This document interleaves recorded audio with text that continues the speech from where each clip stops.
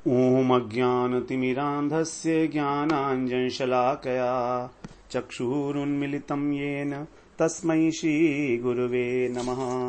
गुरुवे गौरचन्द्राय राधिकायै तदालये कृष्णाय कृष्णभक्ताय तद्भक्ताय नमो नमः। नमो विष्णुपादाय गुरुप्रेष्ठाय भूतले श्रीमद्भक्तिवेदान्त माधव इति नामिने। साक्षात् गुरुसेवामूर्तये शब्दब्रह्मणि प्रतिष्ठितः पतितपावनचरित्राय नारायणाय प्रियो नमः। श्रीकृष्णरूपाय सुमङ्गलाय श्रीगुरुकृपाविभूषिताय भावोल्लास भावप्रदानाय नमामि तस्मै गुरुमाधवाय। वृन्दावनेश्वरि तवैव पदारविन्दम् प्रेमामृतैकमकरन्दरसौघपूर्णम् हृद्यर्पितम् मधुपते स्मरतापमोग्रम् निर्वापयत् परम शीतलमाश्रयामि। तवैवास्मि न जीवामि त्वया विना इति विज्ञाय देवी त्वं नय मां चरणान्तिके। श्री कृष्ण चैतन्य प्रभो नित्यानंद श्री अद्वैत गदाधर शिव सदी गौर भक्त वृंद। हरे कृष्ण कृष्ण कृष्ण हरे हरे, हरे राम राम राम हरे हरे। हरे कृष्णा। सर्वप्रथम मैं अपने गुरुपाद पद्म ओम विष्णुपाद अष्टोत्तर शत श्री श्रीमद् भक्ति वेदांत माधव गोस्वामी महाराज के चरण कमलों में अनंत कोटि दंडवत प्रणाम ज्ञापन करता हूँ। श्री लीला शुक के द्वारा विरचित कृष्ण कर्णामृतम ग्रंथ का हम लोग पाठ कर रहे हैं। 38वें श्लोक में हम लोगों ने श्रवण किया किस प्रकार बिल्वमंगल ठाकुर जो हैं वो कहते हैं कि एक अनिर्वचनीय विरह का जो संताप है वो मेरे सभी मर्म स्थानों को भेदन कर रहा है, बड़ी दृढ़ता से उनको चोट पहुंचा रहा है, आहत कर रहा है। मेरी सारी संधियां जो हैं इससे, जो मेरी हड्डियां हैं वो हड्डियां इससे खुल ना जाएं, इससे पहले ही आप जो है अपने मुखचंद्र को दिखाकर और इसको शीतलता प्रदान करो और मेरे हृदय के अंदर आनंद का संचार करो द्विगुणा। तो एक तो शीतलता प्रदान करो, ताप को नष्ट करो, और साथ ही ये कब होगा जब आप अपना जो है मुखचंद्र मुझे दर्शन कराएंगे।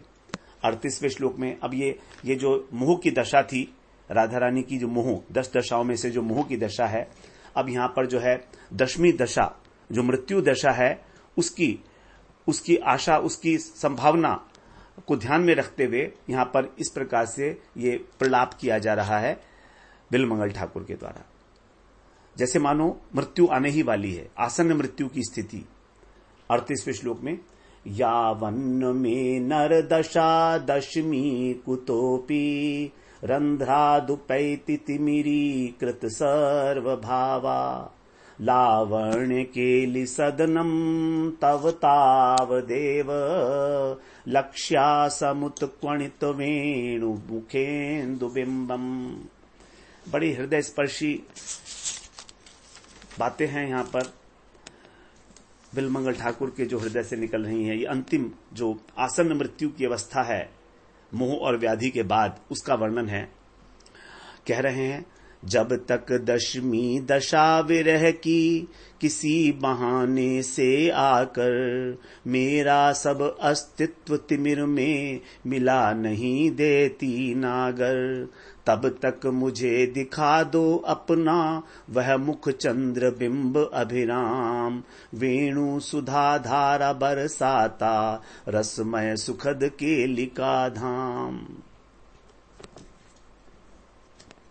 कह रहे हैं हे विभो, जब तक समस्त इंद्रियों के अंदर मोह उत्पन्न कर देने वाली जो 10वीं दशा है मृत्यु, वो मेरे जितने भी किसी बहाने से कुतोपी मतलब किसी भी बहाने से रंधनान उपैती, किसी छिद्र को देखकर, किसी वीकनेस को देखकर मेरी जब तक मुझ में प्रवेश नहीं करती है और तिमिरीकृत सर्वभावा, मेरे सारे भावों को नष्ट कर देती है, मेरी सारी इंद्रियों के अंदर जो शब्द स्पर्श रूप रस गंध की शक्ति है वो सब जब तक नष्ट नहीं हो जाती, अंधकार में विलीन नहीं हो जाती, तब तक, अर्थात उससे पहले ही आप मुझे क्वणित वेणु, आपकी जो वंशी है उसकी जो स्वर लहरियां हैं उसको विकीर्ण करते हुए, उन स्वर लहरियों को श्रवण कराते हुए अपने मुखेंदु बिंबम, उस मुख बिंब का, मुख चंद्र का दर्शन करा दीजिए, जो कैसा है, लावण्य केली सदनम, जो लावण्य का और केली का सदन है, अर्थात आश्रय स्थल है। तो आपके मुख चंद्र के ऊपर लावण्य की जो है आभा विराजमान है और क्रीड़ा, अत्यंत क्रीड़ाएं वहां पर जो हैं उनका केंद्र बिंदु है आपका मुख कमल। तो दर्शन प्राप्ति के अभाव में विरह ज्वाला से दग्ध हृदय विलमंगल अब अपनी मृत्यु की आशंका कर रहे हैं और अत्यंत ग्लानि, दैन्य और उत्सुकता के साथ अंतिम दर्शन करने के लिए विलाप करते हुए कह रहे हैं, हे नाथ, रंध्रान उपैदी, रंध्रात उपैती, उपैती माने प्राप्त करना, रंध्रान माने छेद, तो किसी छेद को प्राप्त करके, अर्थात किसी निमित्त को लेकर, मेरा कर्म दोष है, हो सकता है मेरा कर्म दोष हो, तो किसी भी प्रकार से कोई भी निमित्त हो, उसके कारण जब तक मेरी दशमी अवस्था अर्थात मृत्यु, आसन्न मृत्यु की अवस्था है, जब तक ये उपस्थित नहीं हो जाती तब तक, और जब ये उपस्थित हो जाएगी तो क्या होगा, जितने भी पदार्थ हैं वो सब अंधकार में लीन हो जाएंगे, अर्थात ना मैं किसी चीज को देख पाऊंगा, ना श्रवण कर पाऊंगा। अर्थात जब तक मेरी मृत्यु नहीं होती उससे पूर्व ही आप मुझे अपने मुखचंद्र का दर्शन करा दें। जब तक मैं शब्द स्पर्श रूप रस गंध इत्यादि को ग्रहण करने की शक्ति से रहित नहीं हो जाता, उससे पूर्व ही आप मुझे अपने मधुराति मधुर वंशी ध्वनि का श्रवण कराएं और मुझे दर्शन देने की कृपा करें। तो यही प्रार्थना कुलशेखर जी ने की थी। मुकुंदमाला स्तोत्र में बताते हैं, कृष्ण त्वदीये पद पंकज पंजरांतम अद्येव मे विशतु मानस राजहंस प्राण प्रयाण समये कफवात पित्तये कंठावरोधन विधौ स्मरणम कुतस्ते। हे कृष्ण, आपके जो पाद पंकज रूपी जो आपका पिंजरा है, चरण कमल, उसके अंदर आज जो है मेरा मन रूपी जो राजहंस है वो उसके अंदर कैद है, अर्थात मैंने अपने हृदय के अंदर आपके चरण कमलों को धारण किया हुआ है। तब तक तो ठीक है, अद्य माने आज, इस समय, लेकिन जब मेरे प्राण छूटेंगे तो कफ वात पित्त का जब डिसबैलेंस हो जाएगा, असंतुलन हो जाएगा, तब उस समय कंठावरोधन विधौ, मेरे कंठ से किसी प्रकार का कोई शब्द भी नहीं निकलेगा कफ वात पित्त के कारण। तो फिर मैं भगवान आपका स्मरण कैसे करूंगा? तो आप उससे पहले ही मुझे दर्शन दें, क्योंकि अभी तो मैं आपका स्मरण करने की योग्यता धारण कर रहा हूं। तो यही बात यहां कह रहे हैं कि अभी तो मेरी इंद्रियों में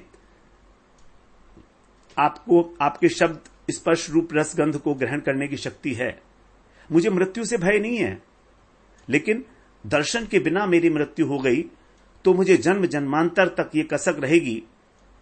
इसलिए आप मेरे नेत्रों की इस प्यास को एक बार तृप्त कर दो। आपका जो मुखचंद्र है सौंदर्य की, लावण्य की निवास स्थली है, क्रीड़ा की विलास स्थली है, उसके ऊपर आप जो वेणु करके और वेणुनाद करते हो, उससे जो अमृत की वर्षा को होती है, वो आप मेरे को एक बार श्रवण करा दीजिए। कहते हैं, बिना प्राण प्यारे भये दर्श तुम्हारे हाय, देखो लीजो आँखिए खुली ही रह जाएगी। यदि आपके दर्शन के बिना मेरे प्राण निकल गए तो देख लीजिए मेरी आंख खुली रह जाएगी। आपकी जो वंशी, जिसने आपको संसार के अंदर भगवान से भी सुभगवान बना दिया, जिसकी ध्वनि से पाषाण द्रवीभूत हो जाते हैं, वो उत्पणित वेणु, उसकी ध्वनि एक बार आप मुझे सुना दीजिए। मेरे कानों में मृत्यु की गुंजार होने से पहले मुरली की गुंजार करा दीजिए। भले चाहे फिर मेरी मृत्यु हो जाए, और इस प्रकार की यदि मेरी मृत्यु होगी तो मैं अपने को कृतार्थ मानूंगा, धन्याति धन्य मानूंगा। मयूर पक्ष धारण किए वे ललित त्रिभंग खड़े हुए आप वंशी के स्वरों से मधुर ध्वनि करते हुए मेरे सामने विराजमान हो, तभी मेरी मृत्यु हो। आप परम कारुणिक हैं, तो मेरी मृत्यु तभी हो जब आप मेरे आंखों के आगे विराजमान हो। भीष्म पितामह ने भी यही प्रार्थना की थी। मृत्युशैया पर लेटे थे और भगवान से कहते हैं, आप भी खड़े रहो मंद मंद मुस्कान अपने चेहरे पर धारण किए हुए, बस मैं प्राणों को छोड़ने वाला ही हूं। क्योंकि वो तो इच्छा मृत्यु का वरदान था, तो आपको अधिक इंतजार नहीं करनी पड़ेगी। भगवान थोड़े से परेशान हो गए थे कि ये तो इच्छा मृत्यु है इनकी, पता नहीं कब प्राण छोड़ेंगे, मुझे कब तक मुस्कुराना पड़ेगा। तो भीष्म पिता ने कहा, नहीं, तुम्हें इंतजार नहीं करनी पड़ेगी। बड़ी सुंदर प्रार्थना है भीष्म पितामह की, भागवत के अंदर जो हम श्रवण किए हैं। हे मेरे प्राणों के प्यारे, मृत्यु के समय यमुना के तट पर आप कदम की छैया में खड़े हों। कदम्ब की छाह हो, यमुना का तट हो, अधर मुरली हो, माथे पर मुकुट हो। खड़े हों आप एक बाकी अदा से, मुकुट झोंके में हो मौजे हवा से। गिरे गर्दन ढुलक कर पीत पट पर, खुली रह जाएं ये आंखें मुकुट पर। गर्ज इस तरह हो अंजाम मेरा, तुम्हारा नाम हो और काम मेरा। बस मेरा काम हो जाएगा और तुम्हारा नाम हो जाएगा। इसी तरह से मेरी आंखें खुली की खुली रह जाएं आपके मुकुट का दर्शन करते करते, मेरी गर्दन लुढ़क जाए। बड़ी व्यग्रता है, बड़ी प्राणों की एक पुकार है, जिसको जो सहृदय भक्त हैं वही समझ सकते हैं कि किस प्रकार विलाप करते करते लीलाशुक इस प्रकार से प्रार्थना कर रहे हैं भगवान से। तो यहां पर लीलाशुक अत्यंत आर्त स्वर में स्पष्ट प्रार्थना कर रहे हैं श्री कृष्ण के चरणों में कि मृत्यु के पहले ही, तो मृत्यु दशा बोलते हैं जो 10वीं दशा है, जहां पर जब सारे के सारे भाव जो हैं आवृत हो जाते हैं। ये वास्तव में मृत्यु नहीं है, ये आसन्न मृत्यु के समान है। आसन्न मृत्यु, साक्षात मृत्यु नहीं है यहां पर, क्योंकि मृत्यु तो अमंगलमय है। तो रस शास्त्रों में, तत्वज्ञों में मृत्यु का वर्णन नहीं किया गया है, बल्कि विरह वेदना में जब मृत्यु के समान चेष्टा मात्र प्रकट होती है, उसको कह दिया गया मृत्यु।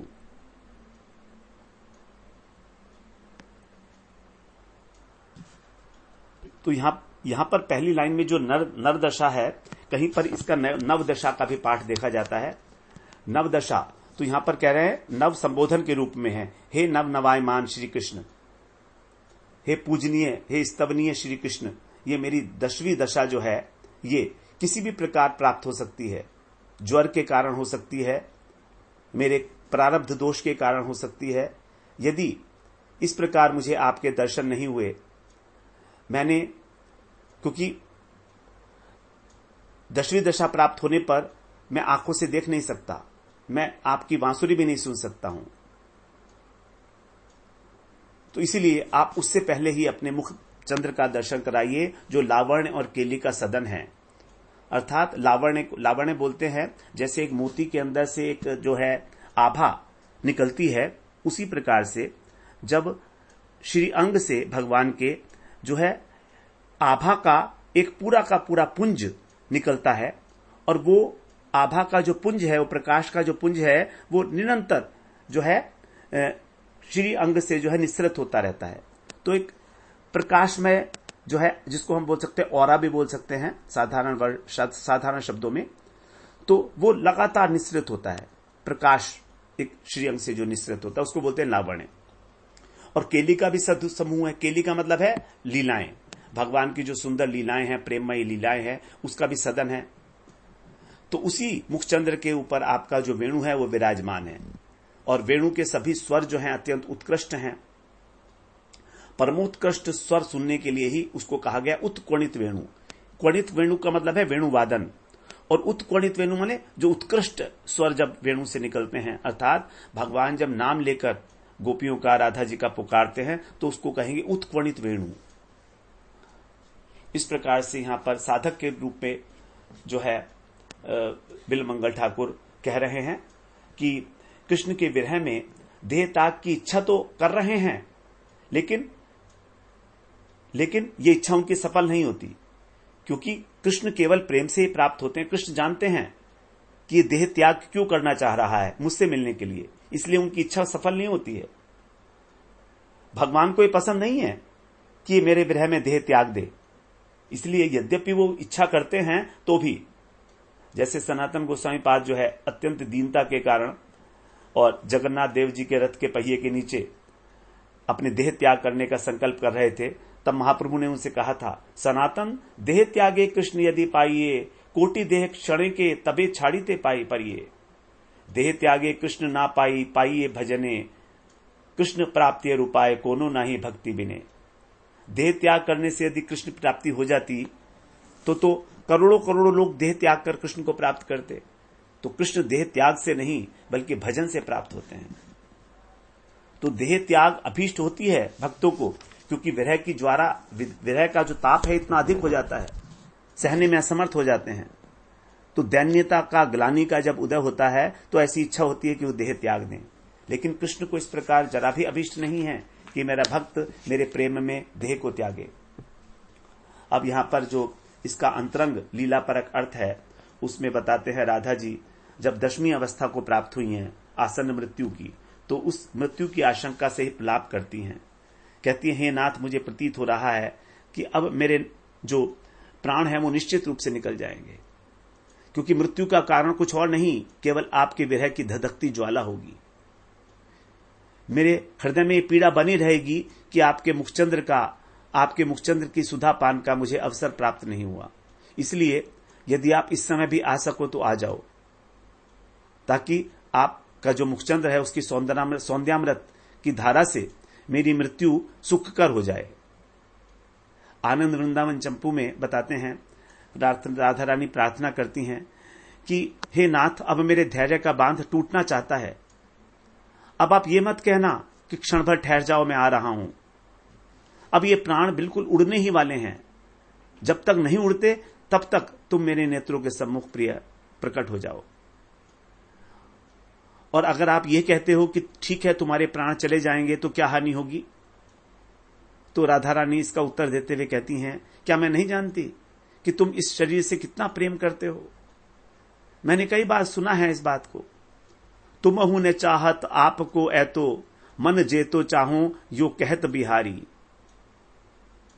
आपको भी, अर्थात राधा जी को भी इतना नहीं चाहते जितना राधा जी के शरीर को चाहते हैं, क्योंकि राधा का शरीर और राधा जी तो एक ही हैं, सच्चिदानंद स्वरूप है।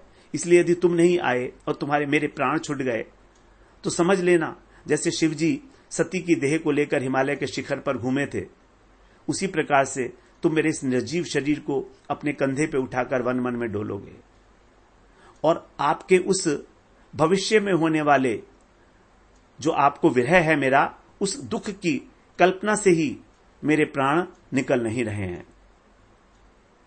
मेरे प्राण क्यों नहीं निकल रहे हैं? क्योंकि मुझे मालूम है कि आप कितने दुखी होंगे मेरे विरह में जब मैं नहीं रहूंगी। लेकिन क्या करूं, अब ये विरह ताप भी तो आपसे नहीं सहा नहीं जा रहा है मुझसे। पिंजड़े में बंद जैसे पक्षी होता है उस प्रकार से मेरे प्राण जो है जल रहे हैं, तड़प रहे हैं। प्राण गए जो आई हो तो न सरेगो काज, अहो प्राणपति प्रेम की उलट परेगी लाज। प्राण गए की कछु नहीं, मति प्रीतम दुख होई, यह समझी मन में सदा, दीजे नैनन रोई। पल में छिन में निमिष में जो न आइयो नाथ, फिर पाछे पछताई हो कछु न परेगो हाथ। हे प्राणनाथ, यदि आप नहीं आए अभी तो आपको बाद में पछताना पड़ेगा, इसलिए आप दर्शन दो, आप मुझे दर्शन दो। इस प्रकार राधा रानी जो है परम विरह के अंदर आतुर होकर और पछाड़ पछाड़ खाकर गिर जाती हैं। महाप्रभु की इसी प्रकार की अवस्था हम लोग जो है श्रवण कराए हैं, गंभीरा लीला के अंदर श्रवण किए, किस प्रकार महाप्रभु जो है आर्त स्वर में पुकार पुकार कर अपना सर दीवारों पर मारकर विलाप किया करते थे। राधा रानी यहां पर जो है आसन्न मृत्यु की दशा को लगभग प्राप्त हो गई हैं।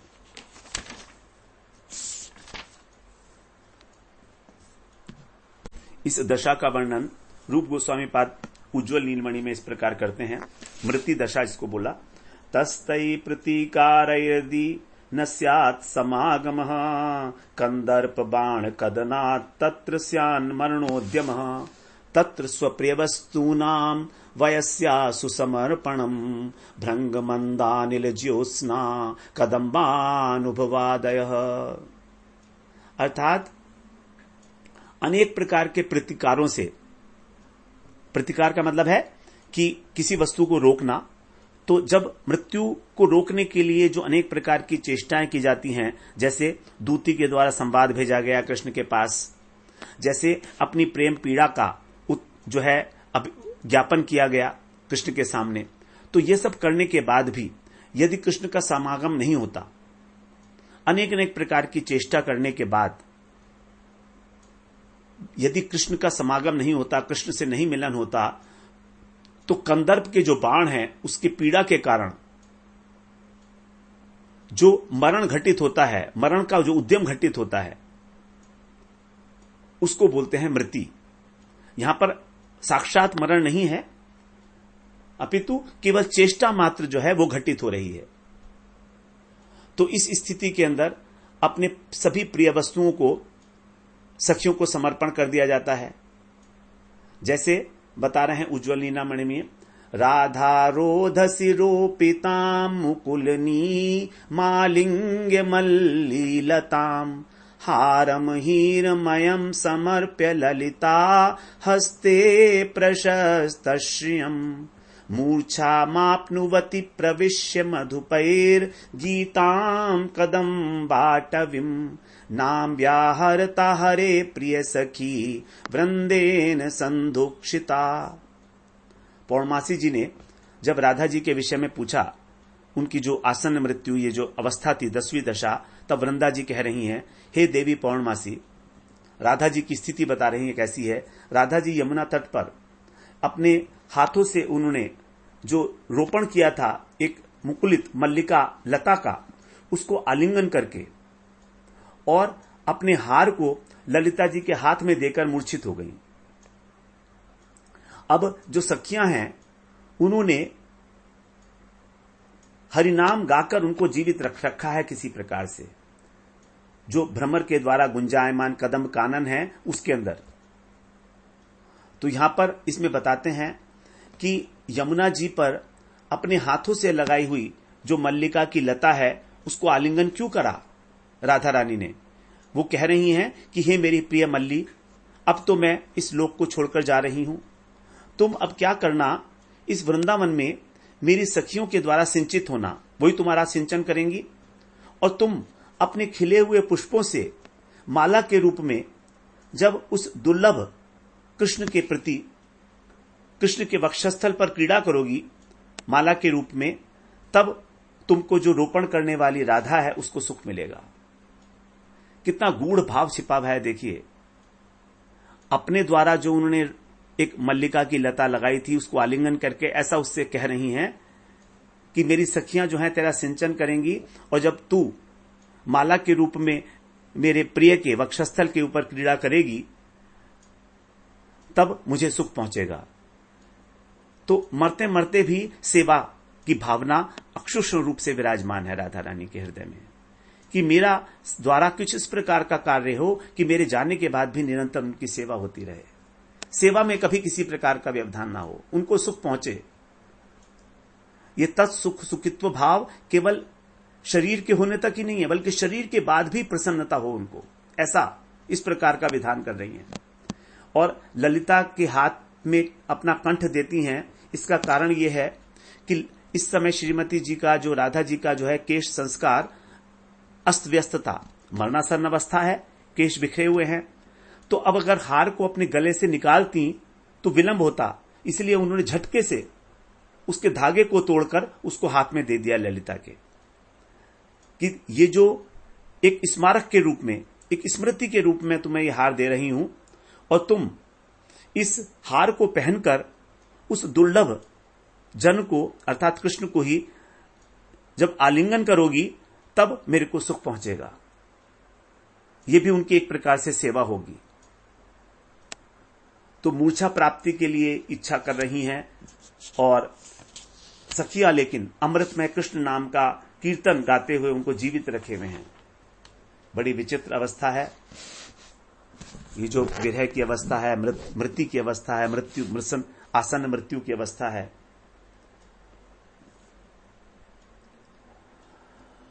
तो कह रही हैं कि जो धर्म है, नर धर्म, नर देह, इसके कारण मुझे मृत्यु तो आएगी ही आएगी। यदि कृष्ण कहें कि तुम थोड़ा धैर्य धारण करो, स्थिर हो, यथा समय तो मुझे देखोगी, तो राधा रानी कहती हैं कि मेरी देह और इंद्रियों की सारी शक्ति को नष्ट करने वाली मृत्यु यदि उपस्थित हो गई तो कैसे देखूंगी तुमको? तुम कह रहे हो मैं तुम्हें देखूंगी, कैसे देखूंगी? यदि कृष्ण कहें कि ठीक है, यदि मृत्यु आनी ही है तो कोई बात नहीं, और मुझे देखा नहीं अगर तुमने तो भी उससे क्या फर्क पड़ता है? तब राधा रानी उत्कंठा के स्वर में बोलती हैं, लावण्या नाम केली सदनम, आपका जो मुख है अत्यंत चमत्कारपूर्ण वेणुवादन करता है, और चमत्कारपूर्ण उसका जो नवनवायमान सौंदर्य है उसका आस्वादन किए बिना मेरा जीवन व्यर्थ है। कृष्ण के मुखचंद्र के लिए कहा लावण्य केनी सदनम। आगे भी बिलमंगल ठाकुर बताएंगे भगवान के इस मुखचंद्र की विशेषण, जन नेत्र रसायन, अर्थात सबके नेत्रों के लिए रसायन स्वरूप है। रसायन का मतलब औषधि, अज्ञान से ज्ञान की ओर ले जाने वाली, सुखमय गोविंद वदन, सुख देने वाले। चैतन्य चरितामृत में इस प्रकार के विशेषण बताए हैं। तो आपके जो मुखचंद्र की ये मधुर मुरली ध्वनि है, इसको देखे बिना, इसको सुने बिना और मुखचंद्र का दर्शन दिए बिना मैं मर नहीं सकती। यदि मरना हुआ तो मेरा अधन्य हो जाएगा, अधन्य मरण होगा, मुझे बड़ी ताप की प्राप्ति होगी। एक बार जब राधा रानी के मुख से इस प्रकार मृत्यु की चेष्टा की बात सुनी तो ललिता जी उनसे कहती है, हे राधे, तुमने प्राण त्याग करने का संकल्प तो किया है, ठीक है, हम लोग कोई आपत्ति नहीं करती, लेकिन यदि तुम्हारे प्राण त्यागने से तुम्हारा दुख दूर हो जाए तो ठीक है, लेकिन जरा सोचो तो, क्या इस प्रकार प्राण त्यागने से तुम्हारा दुख मिट जाएगा? राधा कहेंगे क्यों नहीं मिटेगा? तो बोलते तुम भूल गई हो, तुम जानती नहीं, मरणे यामति सैव गति, मरते समय हमारी जो मति होती है, जो भाव होता है, वही हमारी गति होती है। तो यदि तुम कृष्ण चिंतन करते हुए इस शरीर का त्याग करोगी तो कृष्ण के प्रति तुम्हारा जो प्रेम है उसकी निवृत्ति नहीं होगी। फिर क्या होगा? फिर अगले जन्म में भी तुम इसी प्रकार कृष्ण कृष्ण कहते कहते रोते रहोगी। सारा जन्म तुमको इसी प्रकार रोते रोते काटना होगा अगले जन्म में भी। ये सोचो तो सही, तुम्हें शांति कहां मिलेगी? तो राधा रानी पूछती हैं, अच्छा बता तो फिर मुझे शांति कैसे मिलेगी? तो बोले तुमको शांति तब मिलेगी जब तुम कृष्ण को भूल जाओगी। जब तुम कृष्ण को भूल कर मरोगी तब तुमको शांति मिल जाएगी। लेकिन तुम तो ऐसा कर नहीं सकती, तुम तो कृष्णमयी हो। राधा कृष्णमयो हरि जीवने निधने नित्यम राधा कृष्ण गतिर्मम, कृष्ण प्रेममयी राधा राधा प्रेममयो हरि। तो आप तो कृष्णमय हो, आपके तो अंदर बाहर कृष्ण की स्फूर्ति चल रही है, आपके लिए कृष्ण को भूलना तो बिल्कुल असंभव है। तो राधा रानी पूछती है फिर उपाय तो बता दे, मैं क्या करूं? तो बोलती हां हां, एक उपाय मैंने सुना है देवी भगवती से, जो पौर्णमासी देवी हैं उनसे मैंने सुना है। वो बोलती हैं कि जब व्यक्ति निराकार निर्विशेष ब्रह्म की उपासना करता है तो उसका हृदय सब प्रकार की प्रीति से शून्य हो जाता है। इसलिए यदि तुम उस ब्रह्म का ध्यान कर सको उसमें अपने मन को निवेशित कर सको तो तुम्हारे सभी प्रकार के दुख दूर हो जाएंगे। तुम्हें इस जन्म में अथवा अगले जन्म में भी कृष्ण कृष्ण कह के रोना नहीं पड़ेगा। लेकिन मैं तो इस प्रणाली को जानती नहीं हूं, मगर जो विशाखा है ये इस विषय में बड़ी चतुर है। तो ये प्रणाली किस प्रकार से उस ब्रह्म का ध्यान किया जाएगा तुम्हें उससे सीखनी चाहिए। तब विशाखा जी आकर राधा रानी को ध्यान करने की विधि सिखाती हैं कि ब्रह्म के ऊपर ध्यान को कैसे केंद्रित किया जाए। बड़ी चतुर है वो। राधा रानी को आसन पर बिठाया, उसके बाद उनसे कहा कि तुम जो है बिल्कुल पद्मासन के अंदर बैठ जाओ, अपनी रीढ़ की हड्डी सीधी करो, नासिका के अग्रभाग के ऊपर, पहले तो आसन के ऊपर बिठाया, आचमन कराया, उसके बाद फिर सीधी होकर बैठ जाओ आप और नासिका के अग्रभाग पर अपनी दृष्टि जो है केंद्रित करो। जोर से श्वास लो, ओंकार का उच्चारण करो। पूरी विधि जो छठे अध्याय में भगवान ने बताई है गीता के, वो सारी की सारी किस प्रकार योगी जो है ध्यान लगाते हैं, वो पूरी सारी की सारी विधि तो विशाखा जी को पता है, क्योंकि शिक्षाली गुरु हैं, भक्तों को भी शिक्षा देने वाली हैं, राधा रानी को भी शिक्षा दे रही हैं। तो इस प्रकार से उनको वो ब्रह्म की धारणा करना सिखाने लगी। अब जितना जितना वो ब्रह्म के स्वरूप के विषय में निर्देश दें ध्यान करते हुए कि अब ऐसा करो, अब ऐसा करो, ऐसा करो, उतना उतना ही राधा रानी का जो अंग है पुलकायमान होने लगे। दोनों आंखें उनकी आंसू से भर गई, देह में कंप आ गया, सात्विक विकार, शरीर विवर्ण हो गया, प्रस्वेद निकलने लगा, अष्ट सात्विक विकार शरीर के अंदर प्रकट हो गए। तब विशाखा जी चौंक गई, ये क्या हो गया, बड़ा आश्चर्य उनको। राधा रानी से बोलती हैं, राधे तुम्हारे अंग में ये मैं क्या देख रही हूं, सारे सात्विक विकार उत्पन्न हो रहे हैं, ये तो प्रेम के निशान है, प्रेम के चिन्ह हैं, तुम्हारे हृदय में प्रेम उत्पन्न हो रहा है।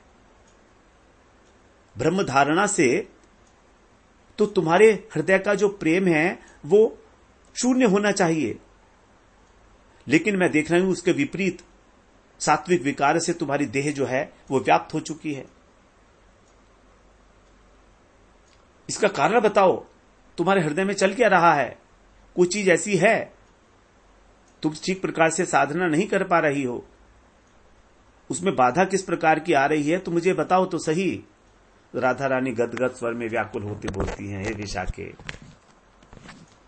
क्या बताऊं तुम्हें, जितना जितना तुम मुझे उस निराकार स्वरूप के विषय में ध्यान करने का उपदेश दे रही हो, उतना उतना ही मेरे हृदय के अंदर जो परम सुंदर, परम मधुर,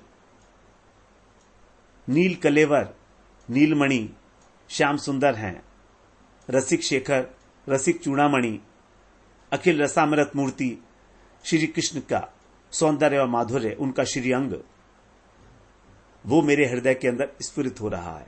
मैं क्या करूं, मैं इसको रोक नहीं पा रही हूं।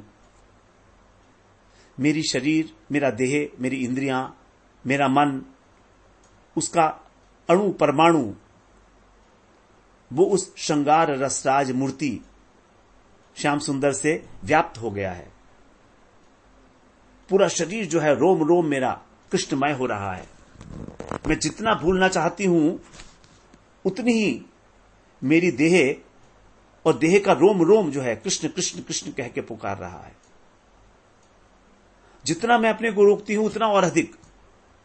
हे सखी, मैं श्याम सुंदर को नहीं भुला सकती, नहीं भुला सकती। इस प्रकार यदि मैं मरण करती भी हूं, मेरा मर भी जाती हूं, तो मेरा वो जो मरना है वो भी व्यर्थ हो जाएगा, वो भी धन्य नहीं होगा, क्योंकि अगले जन्म में फिर मुझे इसी प्रकार रोना पड़ेगा। ऐसे हैं विरही जन। राधा रानी का जो प्रेम है, राधा रानी का जो विरह है, प्रेम से आक्रांत चित्त, कृष्ण के विच्छेद के भय से वो मरने की इच्छा भी नहीं करते, क्योंकि उससे कृष्ण को दुख होगा। कालिय दमन लीला के समय जब ब्रजवासी को जो दावानल सबको दग्ध करने के लिए तैयार हो गया था, तब उन्होंने कृष्ण से बड़ी सुंदर प्रार्थना की थी उससे उनकी जो भाव हैं उसका पता लगता है कि वो क्या सोचते हैं।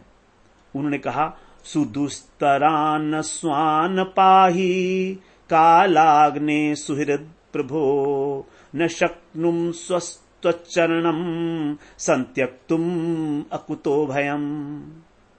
10वें स्कंध के 17वें अध्याय का 24वां श्लोक है। ब्रजवासियों की जो मानसिक उनकी जो भाव है उसका उद्गार कर रहे हैं। यहां पर क्या है, कह रहे हैं कि हे सर्वशक्तिशाली, आप तो सर्वशक्तिमान हो, हमें मालूम है ये जो सुदुस्तर कालाग्नि है इसको हम लोग पार नहीं कर पा रहे हैं, ये अब तो काल के समय हमको भस्म करने ही वाले है। ऐसी इससे अपने आत्मियों की और अपने बांधवों की रक्षा करो।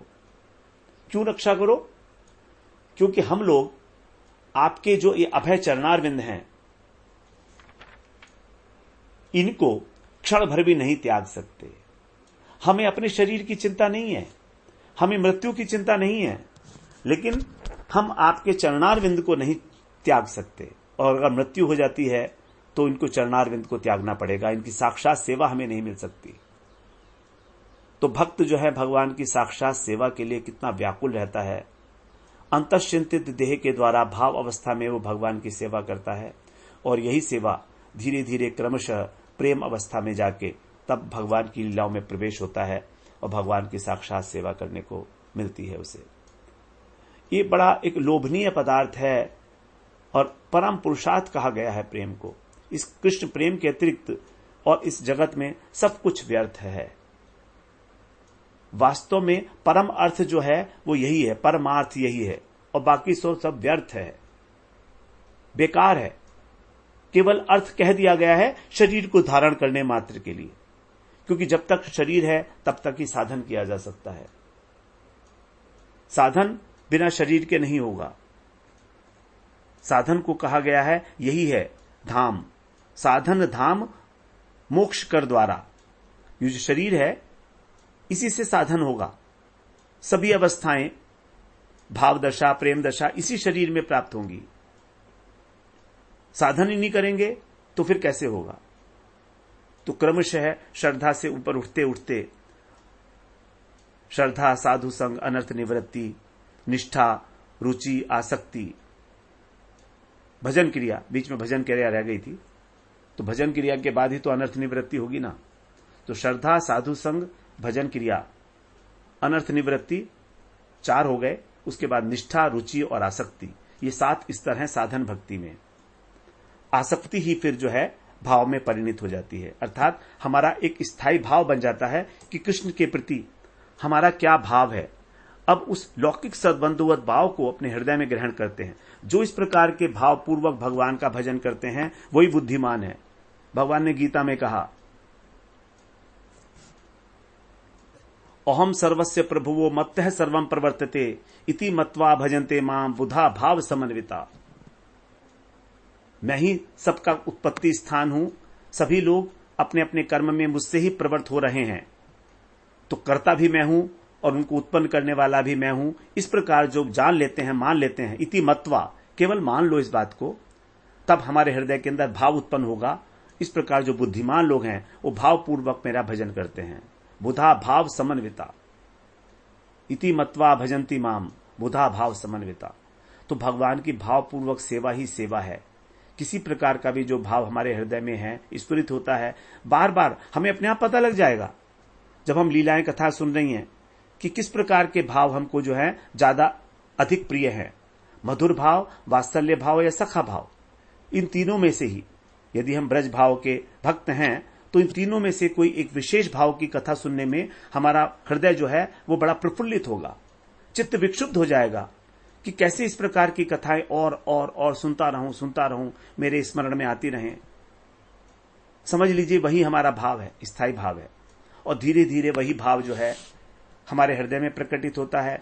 गुरुदेव जब उसकी एक प्रकार से प्रमाणित कर देते हैं तो वही हमारा जो है स्थायी भाव हो जाता है, और उस भाव को धारण करके ही जो भक्त है, भाव भक्त, अंतश्चिंतित देह से भगवान की सेवा करता है और फिर प्रेम लक्षणा भक्ति को प्राप्त करता है अगली अवस्था में। इस प्रकार हमने विरह का श्रवण किया। अगले सत्र में हम 39 श्लोक जो है उसके अंदर प्रवेश करेंगे। 39 श्लोक के अंदर थोड़ा हमारा विषय अब बदलेगा, क्योंकि यहां पर मृत्यु अवस्था तक को प्राप्त जो दशा थी, उसके अंदर जो विलाप था, जो क्रंदन था, जो प्रार्थना थी, वो पूरी हो चुकी है। अब आगे कुछ लीला की भगवान की चर्चाएं होंगी कि किस प्रकार भगवान के वेणु वादन जो है वो होता है। अगले सत्र में हम फिर 39 श्लोक में प्रवेश करते हैं। वांछा कल्पतरुभ्यश्च कृपा सिंधुभ्यैव च पतितानां पावनेभ्यो वैष्णवेभ्यो नमो नमः।